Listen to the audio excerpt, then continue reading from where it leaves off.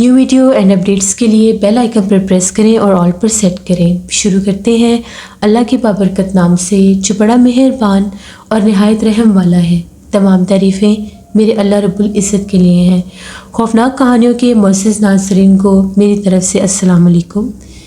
उम्मीद करती हूँ आप सब लोग खैरियत से होंगे, जहाँ होंगे खुश होंगे। और मेरे चैनल की खौफनाक कहानियों को इतना ज़्यादा पसंद करने के लिए बहुत ज़्यादा शुक्रिया।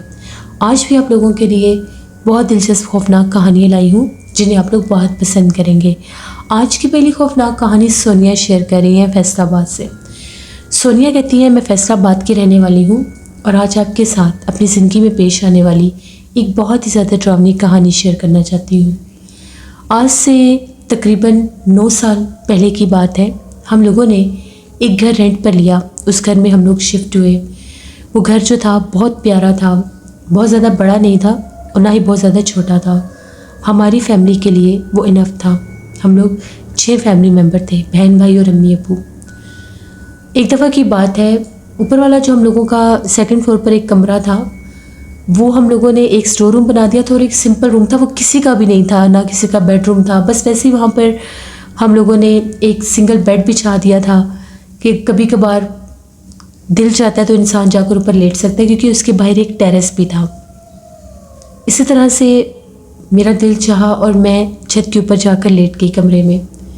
कुछ देर मैं मोबाइल यूज़ करती रही। मुझे टाइम का आइडिया ही नहीं हुआ।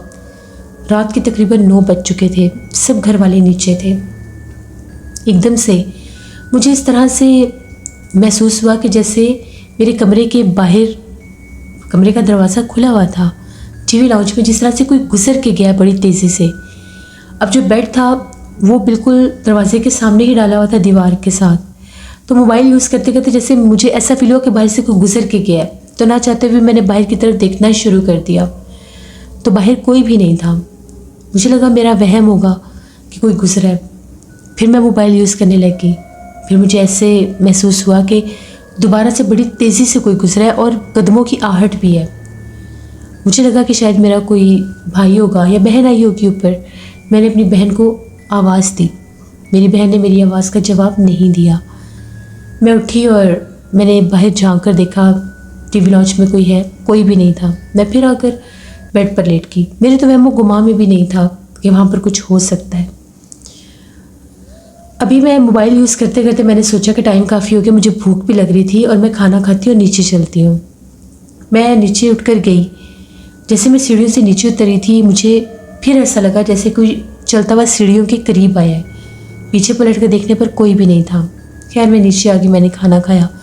मैंने इस बात का जिक्र किसी से भी नहीं किया, क्योंकि मुझे पता था अम्मी डांटेंगी और फिर मुझे ऊपर बैठने नहीं देंगी। सबने जब खाना वगैरह खा लिया तो हम लोग अक्सर खाने के बाद भी चाय वगैरह बनाया करते थे। ख़ास तौर पर अगर सर्दियाँ होती थी तो सर्दियों का ही मौसम था। मैंने सबके लिए चाय बनाई। मैंने अपनी बहन से ये कहा कि चलो ऊपर वाले कमरे में बैठकर चाय पीते हैं। भाई टेरेस से बड़ी ठंडी हवा आ रही है। नीचे वाला जो पोर्शन था वो फुल कवर्ड था, तो इसलिए उसने कहा कि चलो ठीक है ऊपर चलते हैं। हम दोनों बहनें ऊपर आ गई। जैसे हम लोग ऊपर आए, हम लोगों ने एक खिड़की खोली हुई थी कमरे की जो बाहर टेरेस की तरफ थी, और एक दरवाज़ा भी था। दरवाज़ा हमने बंद किया हुआ था, विंडो खुली हुई थी। अब इस तरफ जो टीवी लॉन्च वाला दरवाज़ा था वो खुला हुआ था। हम लोग बेड पर बैठकर चाय पी रही थी, साथ अपने मोबाइल यूज़ कर रही थी। तभी एकदम से ऐसा महसूस हुआ कि जिस तरह से हम लोगों के कमरे का दरवाज़ा बाकायदा एक हिस्सा पकड़कर किसी ने बंद किया। वो पुराने दौर के दरवाजे थे जो डबल डोर होते हैं, तो एक दरवाज़ा बाकायदा जैसे किसी ने पकड़कर बंद किया है। मेरी बहन कहती है कि मैंने एक हाथ भी देखा है। मैंने उससे कहा कि कौन बंद कर सकता है। मेरे भाई को अक्सर आदत थी शैतानियाँ करने की, शरारतें करने की, तो हम अपने भाई सनी को आवाज़ें देने लगे कि सनी तंग मत करो, लेकिन वो तो था ही नहीं। वो कहती नहीं वो नहीं है। तभी हम लोगों ने कहा कि चलो देखते हैं बाहर कौन है। मैंने उसे कहा कि पहले भी मैं लेटी थी तो मुझे ऐसे ही फील हो रहा था कि बाहर कोई है, कोई आहटें, चलने फिरने की आवाज़ें महसूस हो रही थी। उसने कहा कि चलो देखते हैं। जैसे ही हम लोग बाहर निकले, अब जो टीवी लॉन्च था उस तरह से भी टेरेस की तरफ एक दरवाज़ा जाता था। वो दरवाज़ा खुला हुआ था, जबकि सर्दी के मौसम में हम लोग उसको बंद ही रखते थे, हम लोग खोलते ही नहीं थे। उस घर में हम लोग नवंबर में शिफ्ट हुए थे और अब दिसंबर जा रहा था। तो जब हम लोगों ने वो दरवाज़ा खुला देखा, मेरी बहन कहती चलो दरवाज़ा बंद करते हैं। दरवाज़ा बंद करने के लिए जब हम लोग टेरेस की तरफ गए कमरे से रोशनी बाहर आ रही थी। टेरेस के एक कोने के ऊपर हमने एक अजीबोगरीब मखलूक को देखा। उसकी कमर ऐसी थी जिस तरह से उसकी कमर झुकी हुई है और दीवार के साथ खड़ी हुई थी। छोटा सा उसका सर था और ऐसे लगता था सर के ऊपर जैसे बाल भी हैं और बालों के अंदर जैसे कोई सींग भी हैं। बड़े लंबे हाथ, और वो हाथ भी ऐसे थे जैसे टेढ़े हाथ हैं, और उनकी उंगलियां बहुत लंबी थी। पाँव भी बड़े जानवरों की तरह अजीब तरह के थे। मेरी बहन कहती ये क्या चीज़ है। कद उसका छोटा था। जैसे ही हमने ये कहा कि ये क्या चीज़ है, एकदम वो डर के पीछे हटी कि बाहर कुछ है। मैंने ऐसे कोई चीज़ देखी है। मैंने भी जब देखा तो मैंने इसको बाकायदा साथ वालों की छत के ऊपर फलांगते देखा। हम लोगों ने दरवाज़ा जल्दी से बंद कर दिया और हम लोग बहुत ज़्यादा डर गए। हम लोग फ़ौरन से हम लोगों ने मोबाइल उठाए और हम लोग नीचे भागी। हम लोगों ने ये बात जाकर अम्मी को बताई कि हमने छत पर टेरेस पर ऐसे किसी चीज़ को देखा है। अम्मी कहती अब तुम लोगों ने ऊपर नहीं जाना, पता नहीं तुम लोग क्या देखते रहते हो, कोई बिल्ली वगैरह होगी, वैसे तुम लोग इतनी बात को बढ़ा देती हो।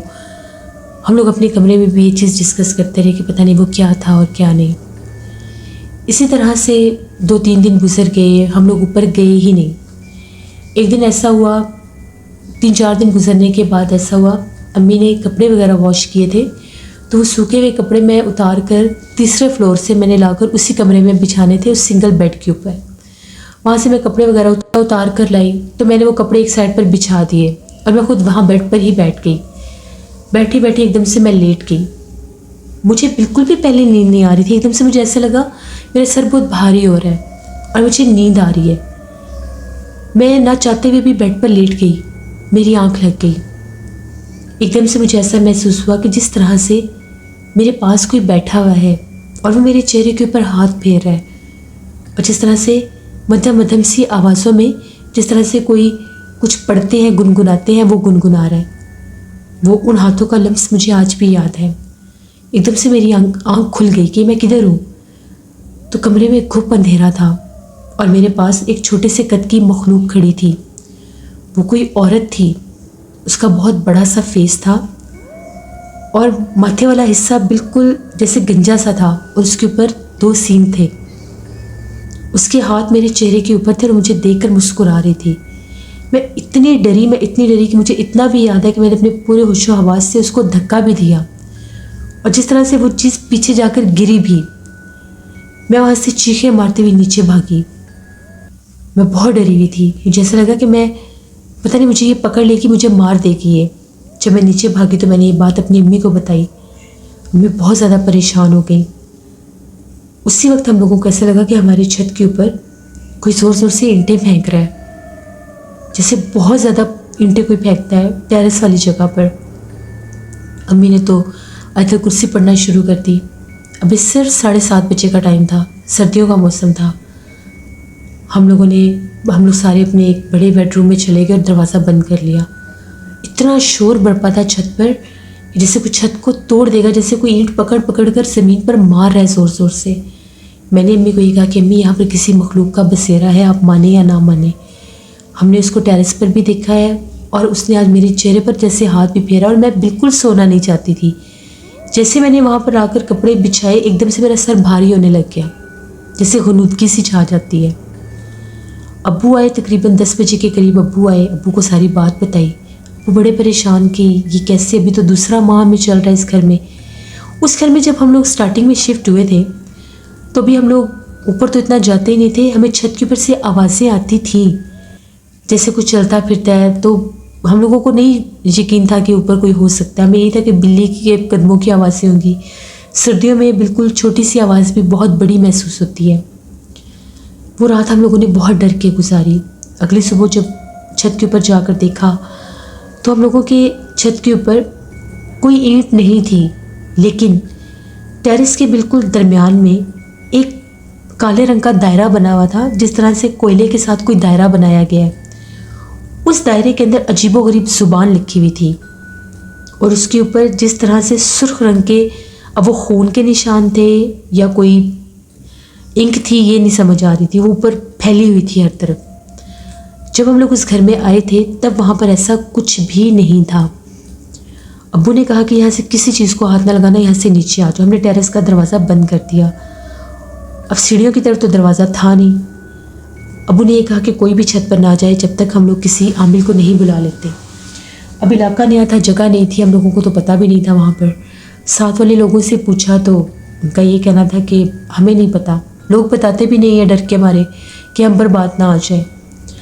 बड़े लोगों से पूछा, वहाँ की जो दुकान होती है, जैसे मोहल्ले की एक स्टोर होता है, वहाँ पर अबू गए।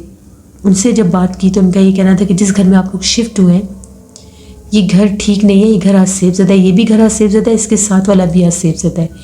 ये घर 2 भाइयों के थे, उन दोनों ने सेम घर बनाए थे और ये दोनों घर कभी आबाद हो सके ही नहीं। जिस घर में आप लोग शिफ्ट हुए हैं यहाँ पर तो फिर भी कोई महीना एक गुजार लेता है मुश्किल से, लेकिन जो इसके साथ वाला घर है जिसके ऊपर बड़े ताले 2 लगे हुए हैं, वहाँ पर कोई आबाद हो सकता ही नहीं, एक दिन के लिए भी वहाँ पर कोई आबाद नहीं हो सकता।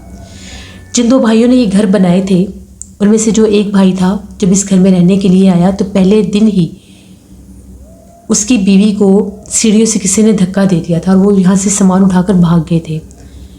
तो फिर उन लोगों ने किसी आमिल को बुलाया तो आमिल का ये कहना था कि उस घर में एक चुड़ैल का बसेरा है और उस चुड़ैल का बसेरा उस साथ वाले घर में भी है, लेकिन उसका जो मेन ठिकाना है वो इस घर में है, जो घर आपको मिला है और ये बड़े कम रेंट पर आपको मिला होगा। अबू ने कहा कि बिल्कुल ऐसे ही है। उसने ये कहा कि बेहतर यही है कि आप ये घर छोड़ दें, वरना आप लोगों को जानी नुकसान हो जाएगा। आप आमिल को लेकर आएंगे, आमिल यहाँ से इसको नहीं निकाल सकते। 3-4 आमिल हजरात वो लोग लेकर आए हैं, लेकिन वो आमिल हजरात यही कहते हैं कि ये मखलूक यहाँ पर बहुत भारी है, ये चुड़ैल यहाँ पर आबाद है, रहती है, जो इन 2 घरों में, इस साथ वाले घर में भी उसका आना जाना है, चलती फिरती है, लेकिन मेन बसेरा उसका इस पहले घर में है। तो आप ये हरकत ना करें, आपके जवान, आपकी बेटियाँ, आप लोग यहाँ से चले जाएं। अबू वापस घर आए, अबू ने आकर ये सारी बात बताई कि ये वहाँ पर मैं सुन कर आया हूँ। सब बहुत ज़्यादा परेशान कि अब हम लोग क्या करें। डर भी बहुत ज़्यादा लग रहा था क्योंकि मैंने तो उस मखलूक को देख लिया था। मैं इतना ज़्यादा डरने लग गई कि मैं सोती थी और मेरे जिस्म को ऐसे जैसे झटके लगते हैं, कोई मुझे डराता था रात भर। हालांकि वो सामने नहीं आती थी, लेकिन इसके बावजूद उसका खौफ था बहुत ज़्यादा। मुझे बहुत डर लगने लग गया, मैं चीखें मारती थी, मुझे डरावने ख्वाब आते थे, मुझे ख्वाब में भी वो मखलूक डराने लग गई और ख्वाब में मुझे वो बाकायदा ये कह रही होती थी कि तुम ऊपर आओ मेरे पास। बहुत भयानक उसका चेहरा था। पहले दिन भी हमने देखी, उसकी कमर पीछे से बहुत ज़्यादा झुकी हुई थी, जैसे कोई कुबड़ा सा होता है उसकी कमर के ऊपर, इतना बड़ा वो भी था। छत पर तो आना जाना बिल्कुल बंद हो गया। अबू ने 1 हफ्ते के अंदर अंदर एक और घर ढूंढा। वो एक और इलाके में था, एक और टाउन में था, वो कमेटी घर की तरफ था। उस तरफ फिर हम लोगों ने वो घर लिया। 1 हफ्ते के अंदर अंदर हम लोगों ने वो घर छोड़ दिया। जब हम लोग वो घर छोड़े थे तो हम लोगों ने ऊपर वाले हिस्से से भी सामान उठाना था। वहाँ पर भी सिर्फ हम लोगों का वो सिंगल एक बेड था और एक चेयर थी बस। उसको अब्बू कहते हैं कि जब उठाने के लिए मज़दूर ऊपर गए तो मज़दूर बहुत ज़्यादा डर गए। वो कहते हैं कि उधर आपके टीवी लॉन्च में परिंदे मरे हुए पड़े हैं, जैसे वो कौवे हैं और चिड़िए हैं, जैसे वो उधर मरी हुई पड़ी हुई है। बंद टेरेस में से उनको कौन अंदर लेकर आया कोई नहीं जानता। कमरे की खिड़की भी बंद थी। उन लोगों ने वहाँ से सामान उठा लिया और हम लोगों ने वो घर छोड़ दिया। वो घर इससे तक खौफनाक था, जहाँ पर वो चुड़ैल रहती थी, कि मैं आपको बता नहीं सकती कितना खौफ था उस घर में। पता नहीं वो दायरा किस चीज़ का था। मेरे अब्बू ने एक बहुत बड़े बुज़ुर्ग से बाद में ये बात डिस्कस की तो उनका ये कहना था कि बाज़-औक़ात जिन्नात भी जादू करते हैं। इनमें भी ऐसी चीज़ें, ऐसे मखलूक़ात, ऐसे जिन्नात होते हैं जो जादू करते हैं, या उनको जादूगरों की तरफ से भेजा जाता है कि वहाँ पर किसी को आबाद नहीं होने देना और उन पर भी जादू करना है। क्योंकि वो जो दायरा था उसमें वो जो लिखाइयाँ थी वो कोई इंसान कर ही नहीं सकता। अजीब व गरीब चीज़ें बनी हुई थी। अल्लाह का शुक्र है कि बिना किसी नुकसान के हम लोग वहाँ से निकल आए, वरना पता नहीं उस रात मेरे साथ क्या होता जिस रात मैं ऊपर थी और वो मेरे चेहरे पर हाथ फेर रही थी। ये मेरी एक कहानी थी जो मैंने आपके साथ शेयर की। बहुत शुक्रिया सोनिया आपका। जिससे ये थी आज की एक खौफनाक कहानी। अपना फीडबैक मुझे ज़रूर दें, आप लोगों को कैसी लगी।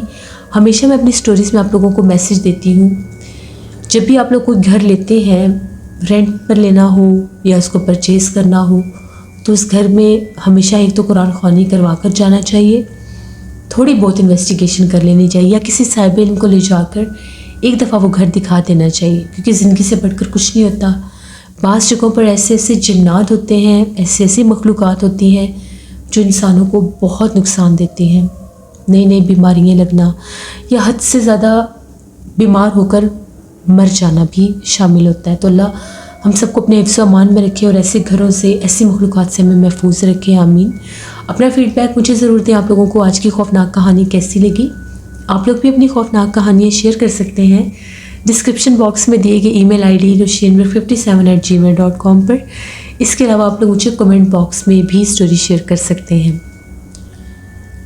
इंशाल्लाह कल आप लोगों के साथ फिर मुलाकात होगी। हॉरर स्टोरीज़ उर्दू पर भी मैं बहुत हॉरर स्टोरी ऑन एयर करें, उसको विज़िट करें एंड सब्सक्राइब करें। अपना बहुत सा ख्याल रखिएगा, अपनी ढेरों दुआओं में मुझे, मेरे पाकिस्तान को, मेरी पूरी फैमिली को याद रखिएगा। Thank you for listening my stories. Stay blessed. अल्लाह निगहबान।